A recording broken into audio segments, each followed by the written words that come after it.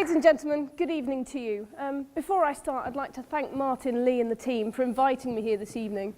I'm absolutely honoured to be sharing this stage with such illustrious company tonight.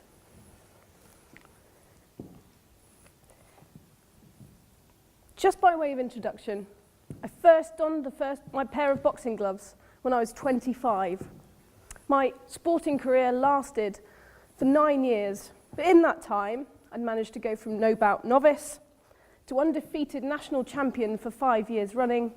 I won a European gold medal, and I was ranked in the top 3 in the world at 3 different weight categories.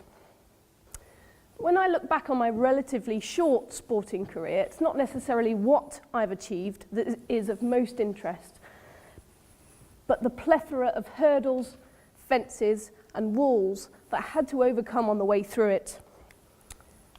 So here I was, with the green light to box, 2 years of training behind me, and I was more than ready to step into the ring. Remarkably, shortly after lifting the ban, the national governing body agreed to host a national female championships, and that was finally my chance.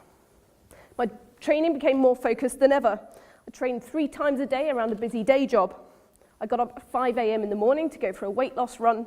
I sprinted from my desk at lunchtime to go and crack some weights in the gym, and at the end of a busy day, I'd make my way to the boxing gym for two hours or more of heavy training, at the end of which I could barely lift my arms. This was my daily routine. Alongside this was the focus on weight. My diet became very strict, and I endeavoured to achieve my new weight goal, and I developed a rather obsessive relationship with the bathroom scales. Training as much as anyone else could manage in the FOBs, I managed to keep fit and keep my weight down, ready for the next international challenge. When I returned back from Basra 6 months later, I had 4 days to prepare for my 3rd national championship. The competition was going well until the first round of the final, where I broke my hand. Tactics had to change, and a little grit and determination was required, but with some welcome adrenaline, I pushed through the pain and made it through to retain my 2nd national title. Despite the relatively unorthodox nature of my chosen sport, the Royal Navy as an employer are 100% behind my ambitions, and my coach, and now husband, was a rock without whom I would have achieved very little.